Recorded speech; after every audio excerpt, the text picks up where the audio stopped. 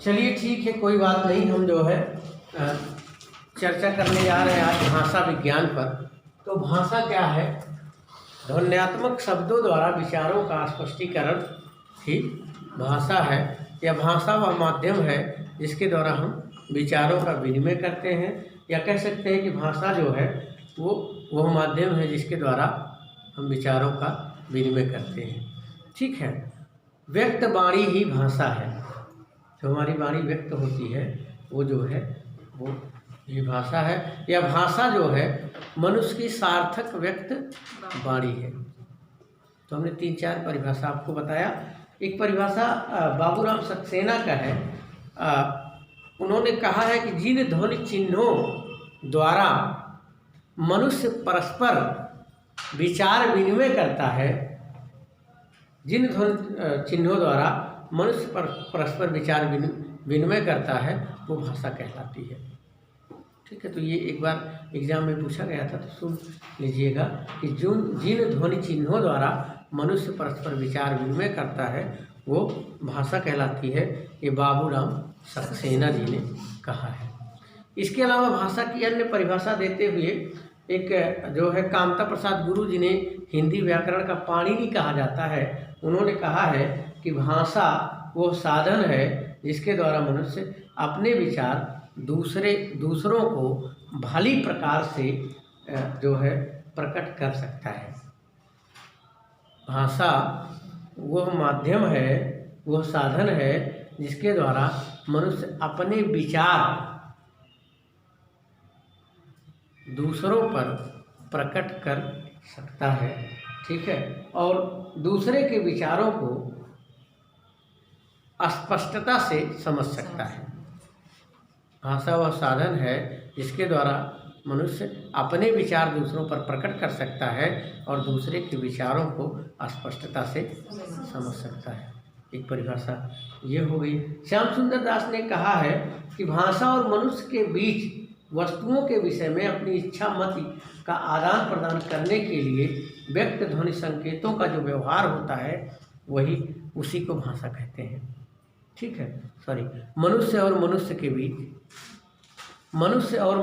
बीच वस्तुओं के विषय में अपनी इच्छा और मति का आदान प्रदान करने के लिए व्यक्त ध्वनि संकेतों का जो प्रयोग किया जाता है उसे भाषा कहते हैं। भाषा के और एक परिभाषा जो है डॉक्टर मंगलदेव शास्त्री ने दिया है कि भाषा मनुष्यों की उस चेष्टा या व्यापार को कहते हैं जिससे मनुष्य अपने उच्चारणोपयोगी शरीरा अवयवों से उच्चारण किए गए वर्णनात्मक या व्यक्त शब्दों द्वारा अपने विचारों को प्रकट करते हैं। थोड़ी सी टिपिकल परिभाषा है, थोड़ी संस्कृतनिष्ठ परिभाषा है, तो हालांकि इतना टिपिकल परिभाषा पूछा भी नहीं जाएगा।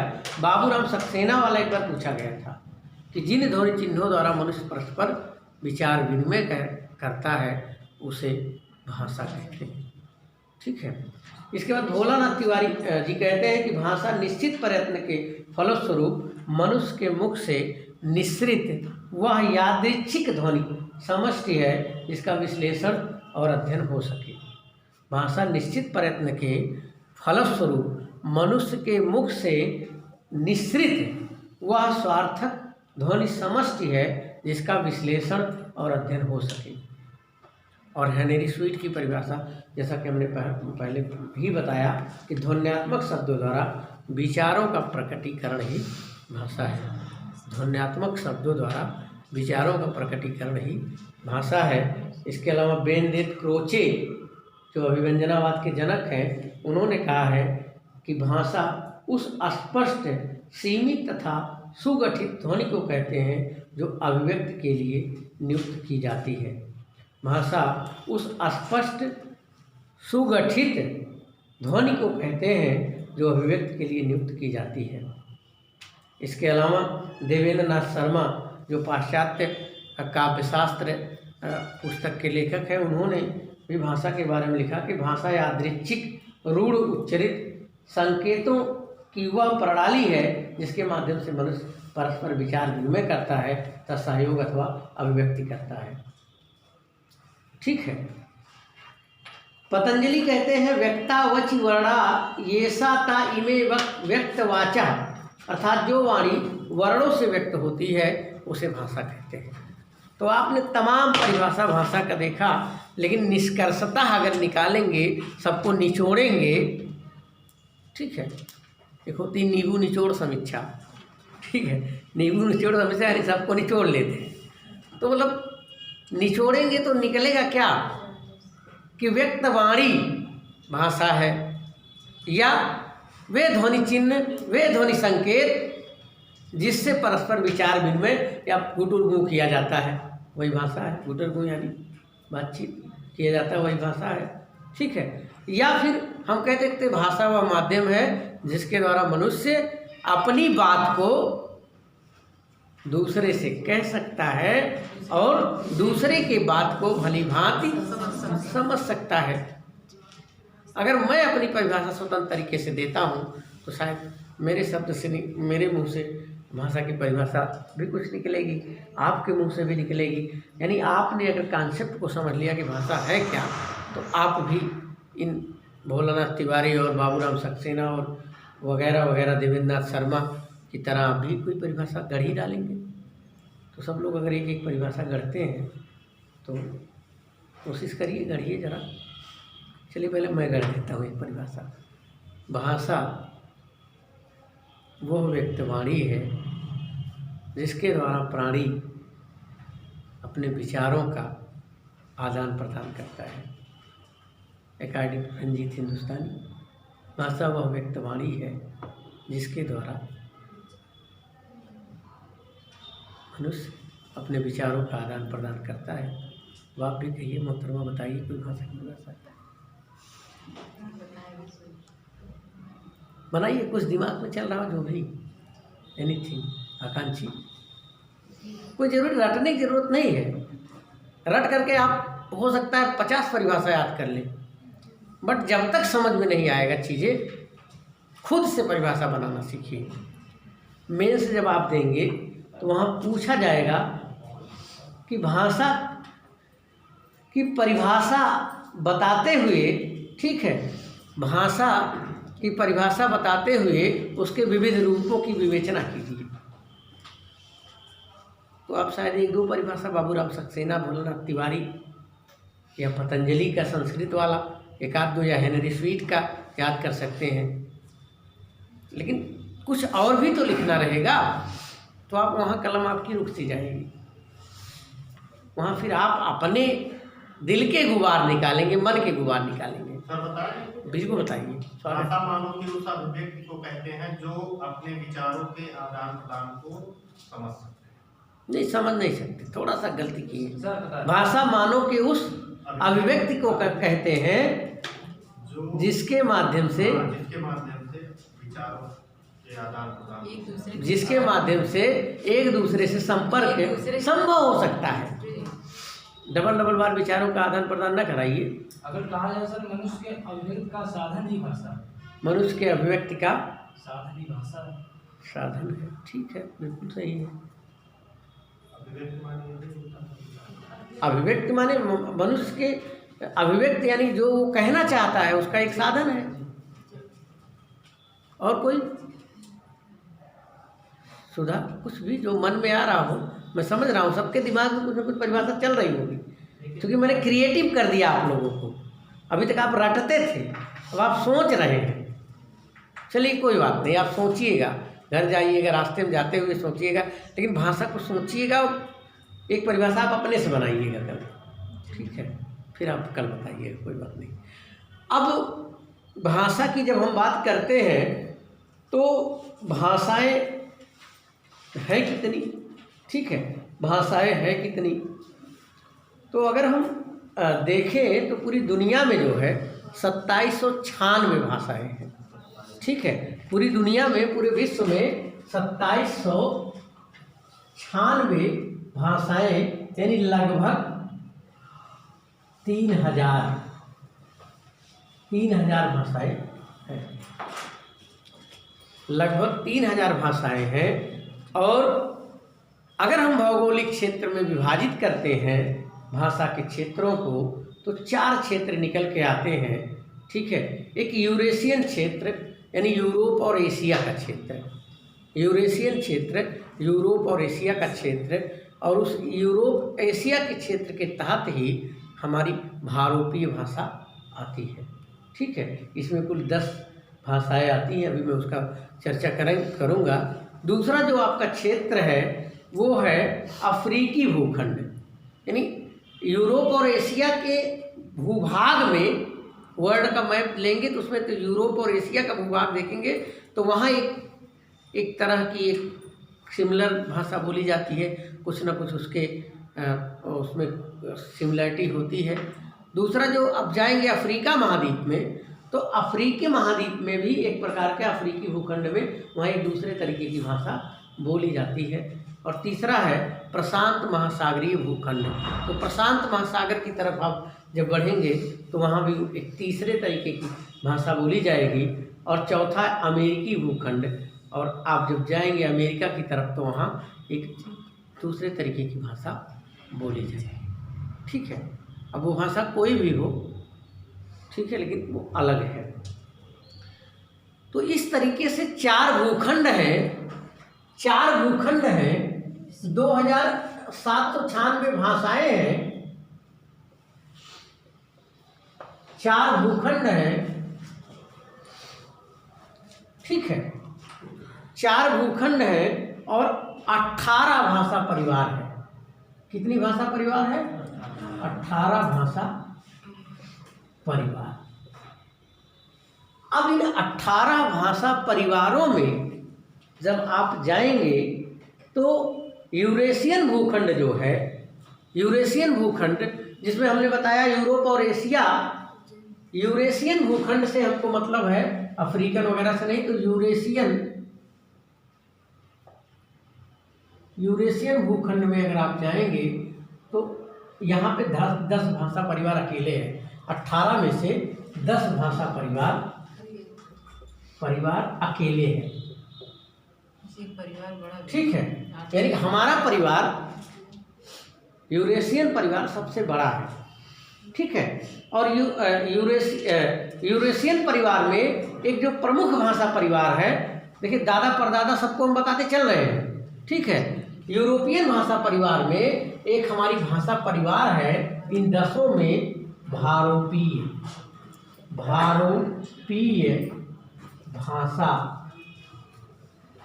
परिवार, भारोपीय भाषा परिवार, जिसे इसमें देखो भारो यानी भारत और यूरोप, क्योंकि यूरोप वाले हमारे देश में राज किए काफ़ी दिनों तक, तो हमारी जो भाषा थी और उनकी जो यूरोप की भाषा थी मिक्सअप हो गई,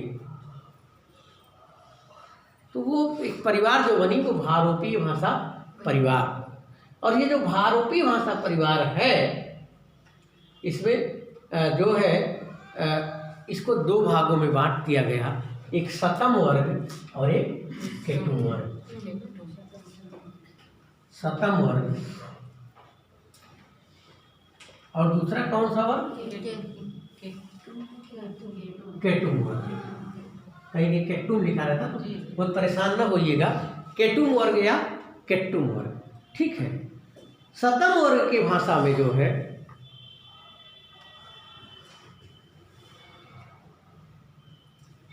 ठीक है, भारत,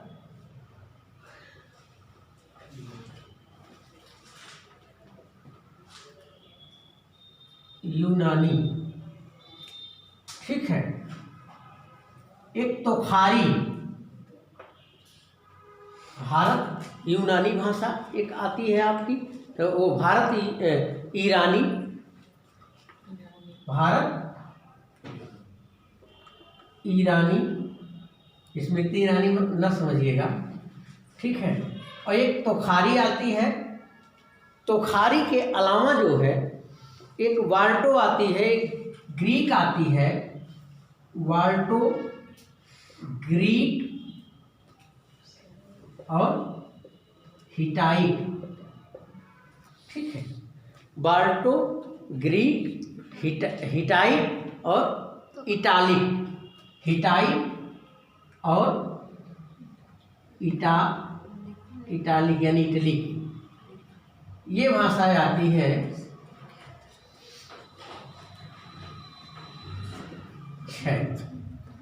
6 भाषाएं आपकी सतम वर्ग के तहत आ जाती है। सतम वर्ग के तहत 6 आती हैं।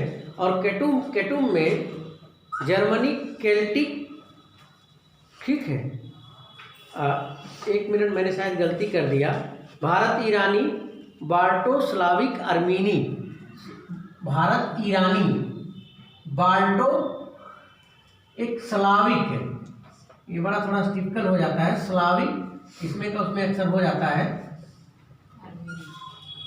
अर्मीनी, भारत ईरानी, स्लाविक, बाल्टो, अर्मीनी, अल्बानी, अर्मीनी, और 5वां है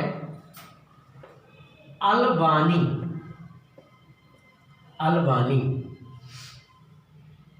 इसमें जो आएगा ग्रीक आएगा और हिटाइट आएगा, ठीक है, ग्रीक, हिटाइट, और इसके बाद 2 और बताए थे। इटालिक आएगा, इटालिक, ग्रीक, हिटाइट, इटालिक, और इसके बाद जो है जर्मनिक, केल्टिक, जर्मनिक, केल्टिक तोखारी, जर्मनिक, केल्टिक, केल्टिक तोखारी। अब देखिए 10 हो गए या फिर 5, 2, 3, 4, 5, 6, कहीं एक जो है बढ़ रहा है। कौन सा बढ़ रहा है? तो देखिए सतम में देखिए भारत ईरानी हो गया, ठीक है, दूसरा जो है ये बाल्टो स्लाविक एक ही है, बाल्टो और स्लाविक एक ही है, ये कि जैसे भारत ईरानी है वैसे बाल्टो स्लाविक ये एक ही है। और ये तीसरा जो है अर्मीनी है, और ये चौथा अल्बानी है। तो ये 4 ये हो गए और 6 ये 6 4 10 पूरे हो गए। भारत ईरानी भाषा को आर्य भाषा भी कहा जाता है, क्योंकि आर्य यहाँ पर आए, आर्य यहाँ पे आए, और आर्यों की देन क्या थी? संस्कृत भाषा थी। तो यहाँ की भाषा से जो यहाँ की द्रविड़ वगैरह भाषा थी उस भाषा से मिक्सअप हो गई, और फिर वो उसी को आर्य भाषा कह देते हैं समग्र रूप से। और भारत और ईरान पूरे में क्षेत्र में बोला जाता था। आपको पता है कि अशोक कालीन जब आप मैप उठाएंगे तो अशोक कालीन जो राज्य है वो आपका ईरान तक पहुंचेगा, और नीचे श्रीलंका तक पहुंचता है, उधर अफगानिस्तान वगैरह सारी चीज़, मतलब बहुत बड़ा बृहद साम्राज्य है। तो ये समझ लीजिए आधा एशिया जो है वो भारत के, उसमें म्यांमार जो बर्मा उर्मा है आपका तमाम देश, वो सब इसके अंतर्गत आते थे। तो एक बड़ा एरिया जो है उस समय का था, तो उसके तहत ये सारी चीज़ें, तो कहीं ना कहीं उसका प्रभाव पूरा लेते हुए, और जब आर्यों का आगमन होता है तो आर्यों का जो संस्कृत भाषा है वो उसका प्रभाव, उसकी जड़ें जो है धीरे धीरे, यानी आपने देखा अगस्त्य मुनि दक्षिण भारत में भी जाते हैं और वहाँ पे भी, तो इस तरीके से पूरी तरह से वो अपने में समेट लेता है। और ये भारत ईरानी भाषा को आर्य भाषा कहा जाता है। और आर्य भाषा का जो विकास होता है, भारतीय आर्य भाषा का जो विकास होता है, आर्य भाषा का विकास जो होता है ये 3 चरणों में होता है। अगर हम प्रथम चरण की बात करें, प्रथम चरण, तो इसके तहत जो है ये संस्कृत आएगा। क्या आएगा? संस्कृत। और संस्कृत में ही 2 होता है, वैदिक संस्कृत, वैदिक संस्कृत, ठीक है, और दूसरा लौकिक संस्कृत। वैदिक संस्कृत और लौकिक संस्कृत। तो वैदिक संस्कृत जो है ये 2000 ईसा पूर्व से 1000 ईसा पूर्व तक, ईसा पूर्व तक 2000 ईसा पूर्व से, अभी नोट ना करिए, मैं नोट करा दूंगा, 2000 ईसा पूर्व से 1000 ईसा पूर्व तक। और इसी वैदिक संस्कृत में आपका वेद लिखा गया, वेद, अरण्यक,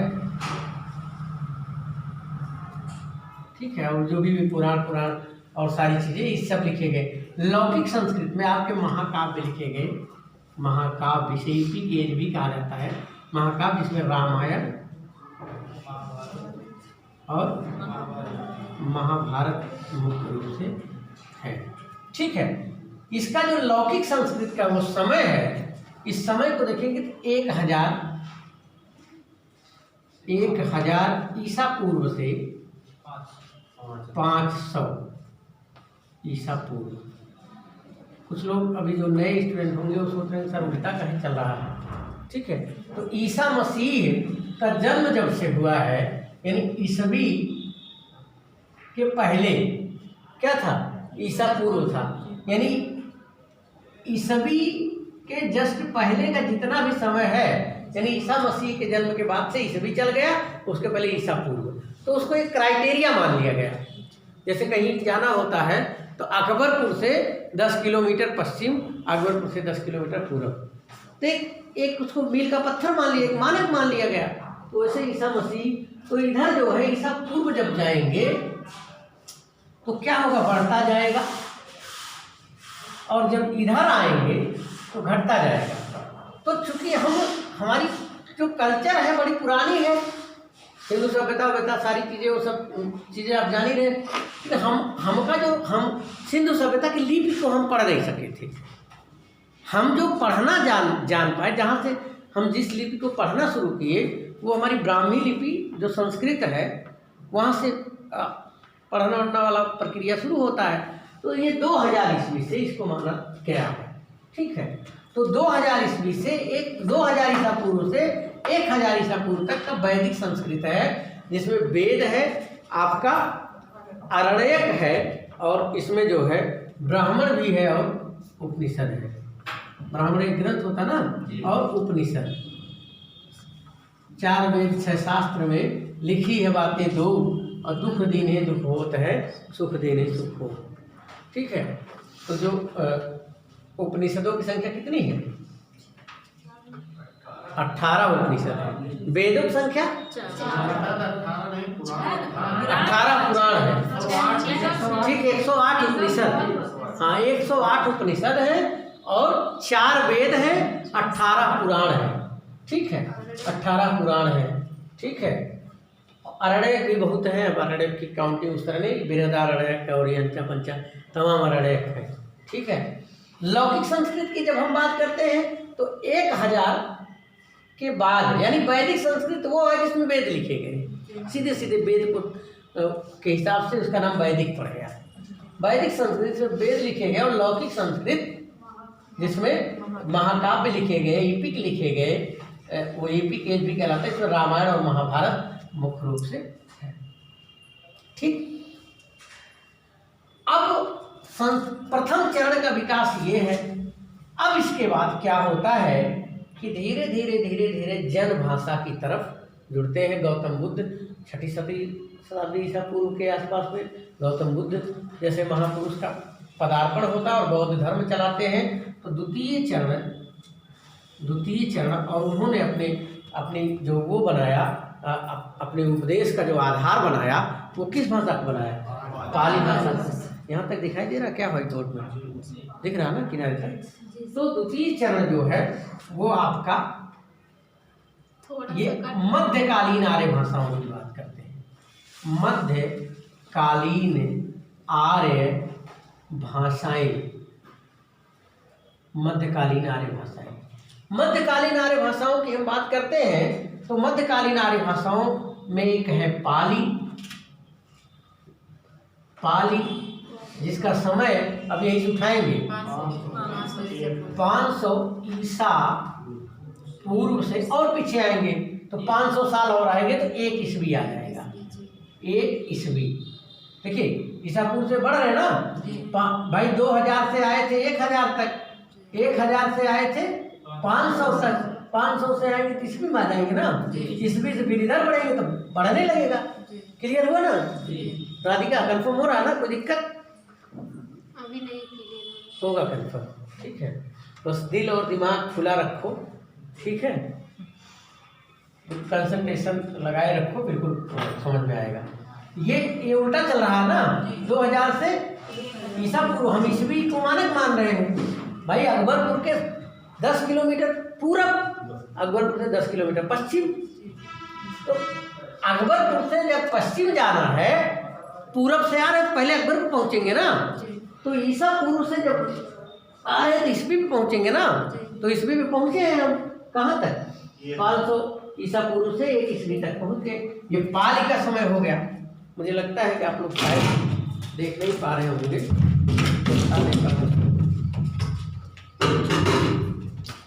अब पाली के बाद अगली जो भाषा है प्राकृत है, प्राकृत भाषा। प्राकृत भाषा का समय 1 ईस्वी से शुरू होगा और कितने तक होगा? ये भी 500 साल, 500 ईस्वी तक, और फिर उसके बाद अपभ्रंश भाषा आ जाएगा, अपभ्रंश आ जाएगा। और अपभ्रंश भाषा कितने शुरू होगा? 500 ईस्वी से शुरू होगा और ये कहाँ तक जाएगा? 500 साल जोड़ दो, 1000 ईस्वी तक। इसके बाद फिर आधुनिक आर्य भाषाएं आ जाती हैं, और आधुनिक आर्य भाषाएं इसी अपभ्रंश से ही निकली हैं। क्योंकि आप जानते हैं कि जो प्राकृत का रूप है वो 4 रूप है, ठीक है। सौरसैनी प्रकृति, महाराष्ट्रीय प्रकृति, मागधी प्रकृति, और जो है आपका ये जो है अर्धमागधी प्रकृति, ठीक है।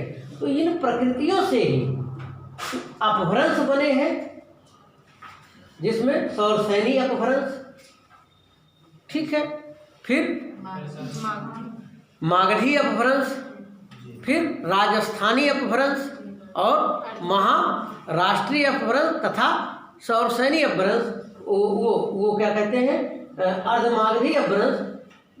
तो इस तरीके से मतलब 5 अपभ्रंश बन जाते हैं। प्राकृत तक 4 रहता है, अपभ्रंश फिर 5 में हो जाता है, ठीक है। तो इस तरीके से यहाँ अर्धमागधी नहीं है, प्राकृत में मागधी है, सौरसैनी है, राजस्थानी है, महाराष्ट्री है। यहाँ आकर के मागधी से अर्धमागधी भी बन जाती है, ठीक है। फिलहाल वो चर्चा करेंगे। तो जो अब कहिए तो मिटा दें, अगर इसको आप लोग इजाज़त दें तो आगे यहाँ मिटाएं, फिर इधर समझा देते हैं। अब जो आधुनिक भारतीय आर्य भाषाएं हैं उनके बारे में चर्चा करते हैं। ये 2 चरण तो हो गया विकास का, भाषा के विकास का। अब भाषा के विकास का जो तीसरा चरण है, तीसरा चरण, उसे हम आधुनिक भारतीय आर्य भाषाएं कहेंगे। यहाँ चाहे डाल दीजिए आप, तीसरा चरण आधुनिक भारतीय आर्य भाषा। तो आधुनिक भारतीय आर्य भाषाओं का जो समय है वो जो है, ये पूरा समय जो है इसको हम किए हैं विभाजित 1000 ईस्वी से, 1000 ईस्वी से अब तक, ठीक है। अब तक आधुनिक भारतीय आर्य भाषाओं की जो है 5 उपभाषाएं हैं और 18 बोलियां हैं। कितने उपभाषाएं हैं? 5 उपभाषाएं हैं। और 5 उपभाषाएं कौन कौन सी हैं?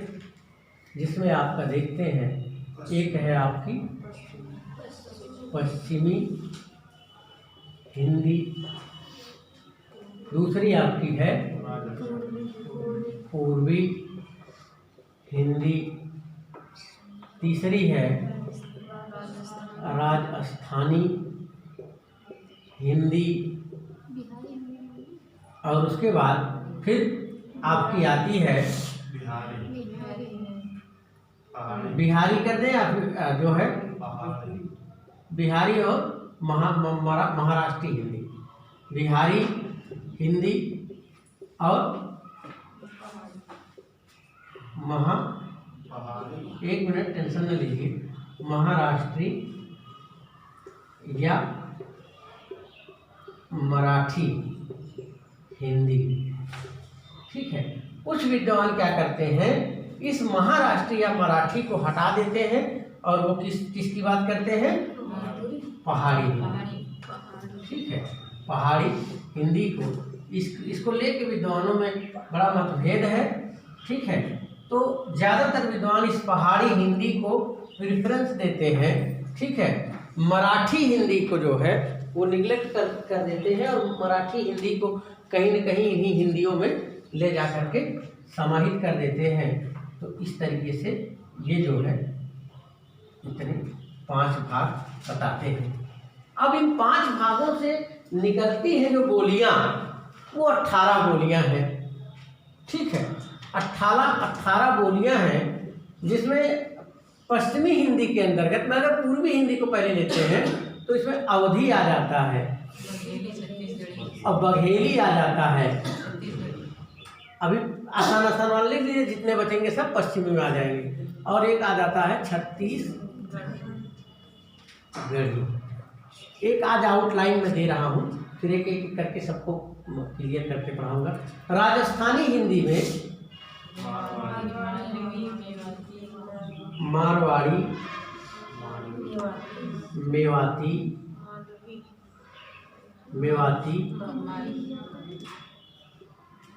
मालवी और जयपुरी,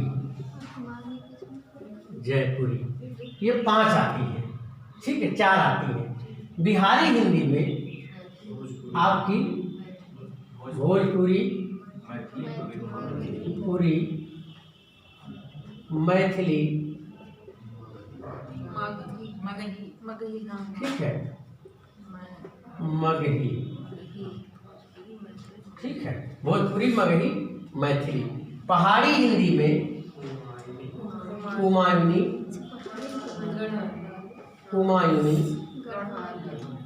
और गढ़वाली।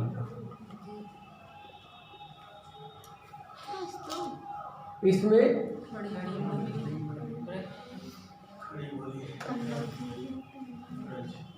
ठीक है, ब्रज भाषा,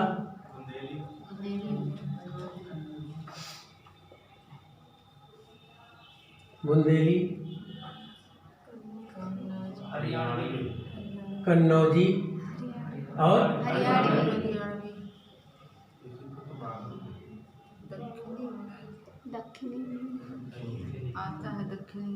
दक्षिणी हिंदी। ठीक है, ये हिंदी आती है। अब इसमें देख लीजिए, अगर 18 नहीं हो रहा हो तो एक तो छूट रहा होगा। अभी उसको हो गया, जोड़िए, देखिए 18 हो गया, 6 4 10 हो गया 18। तो ये इतनी है, यानी 5 उपभाषाएं और कितनी बोलियां।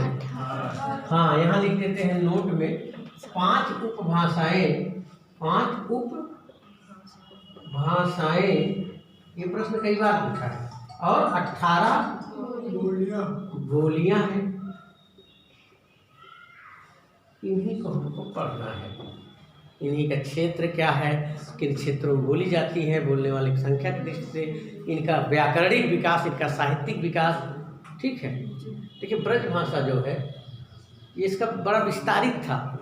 ठीक है, थी तो भाषा, लेकिन इसका क्राइटेरिया इतना ज़बरदस्त था, इसमें साहित्यिक समृद्धि की दृष्टि से इतनी ज़बरदस्त थी कि इसको हम जो है ब्रज भाषा कहते हैं। जबकि है क्या, ये एक बोली है, एक ओकार बहुला बोली है। फिलहाल वो सब चीज़ें बाद में बताएंगे। तो यहाँ एक हल्का सा आपको टच दे रहे थे, भाषा विज्ञान का टच दे रहे थे। अच्छा, ये इनके बारे में पूछा जाता है कि किससे निकली है ये। ठीक है, तो आपको पता है कि ये किससे निकली है? सौर सेनी अपभ्रंश से। ठीक है। अब बिहारी किससे निकली है? मागधी अपभ्रंश से। ठीक है। अब पूर्वी हिंदी किससे निकली है? अर्धमागधी अपभ्रंश से। अपभ्रंश से। अब राजस्थानी हिंदी किससे निकली है? बताइए। हैं? बिहारी हो गया। पहाड़ी हिंदी किससे निकली है? खस अपभ्रंश से। ठीक है। हाँ, खस अपभ्रंश या ब्राचट। अपभ्रंश का भी कई रूप उन्होंने बताया है, ठीक है, नेमी साधु वगैरह ने, तो उसको बाद में चर्चा करेंगे। और राजस्थानी भी किससे निकली है? सौर सैनी अपभ्रंश से। तो यानी ये दो जो है सगी बहनें हैं, कहाँ से निकली है? सौर सैनी अपभ्रंश से। और ये दोनों कहीं न कहीं चचेरी बहनें या सगी बहनें भी मान लीजिए, मागधी और अर्धमागधी से, ये थोड़ा सा अलग है। ठीक है। और पंजाबी और लहदा ये किस अपभ्रंश से निकला है? पंजाबी और लहदा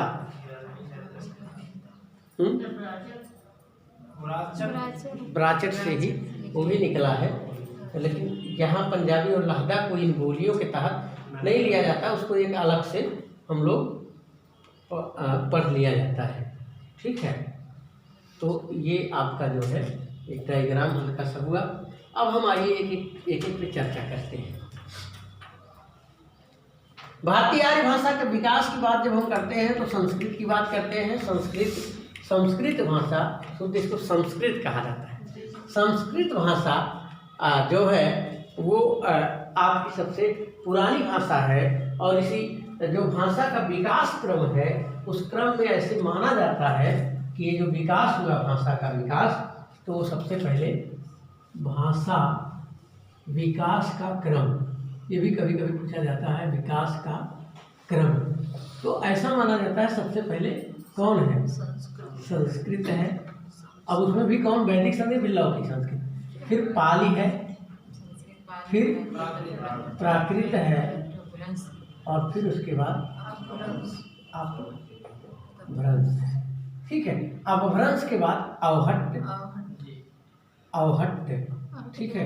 जिसे देसी भाषा जो है, अपभ्रंश से भी एक अपभ्रंश। और ये जो हमारी हिंदी है, आधुनिक हिंदी, ठीक है, जो हम खड़ी बोली का इस्तेमाल करते हैं या जो भी वो बोलियां हैं, इसके जस्ट पहले जो है ये एक पुल का काम करता है, अपभ्रंश और अवहट्ट। ये अवहट्ट जो है ये आधुनिक हिंदी और अपभ्रंश के बीच एक पुल का काम करता है। और ये अपभ्रंश जो है ये प्राकृत और अवहट्ट के बीच पुल का काम करता है। तो चूंकि अवहट्ट जो है ये हमारी हिंदी से जस्ट पहले की पुरानी है, इसीलिए इसे चंद्रधर शर्मा गुलेरी ने पुरानी हिंदी कहा। पुरानी हिंदी और फिर ये अब आधुनिक हिंदी। ठीक है। पुरानी हिंदी के बाद यानी ये जो है बुढ़िया हो गई थी, ये पतोहिया हो गई। ठीक है। पुरानी हिंदी और ये आधुनिक हिंदी, उसकी मॉडर्न बहू हो गई आधुनिक हिंदी। तो इस तरीके से विकास आपके भाषा का होता है। ठीक है। इस तरीके से आपके भाषा का जो है वो विकास हो रहा है। तो आपने ये चीज़ें देखी। अब हम एक पे चर्चा करते हैं। आज शायद चर्चा ही हो पाएगा, मैं कुछ लिखा नहीं पाऊँगा, क्योंकि जो पहला क्लास होता है हमारा वो एक तरीके से लिंटर ढाला जाता है। अब इसी लिंटर पे ही फिर इमारत खड़ी करनी है। तो जिसका पहला क्लास छूट जाता है वो समझ लीजिए बहुत बड़ा नुकसान अपना कर देता है। तो भाषा विज्ञान के पहला क्लास में हमने स्ट्रक्चर पूरा दे दिया, और इसी स्ट्रक्चर पे ही अब उसमें जो नक्काशी, डिजाइनिंग, जो भी कई जो प्रश्न है वो सब फिलअप किए जाएंगे। लेकिन ये कॉन्सेप्ट समझना सबसे ज़्यादा ज़रूरी था। तो कहिए तो एक बार कॉन्सेप्ट को फिर से रिवीजन कर दूँ। कि नए स्टूडेंट जो होंगे शायद कुछ दिक्कत हो रही होगी। देखिए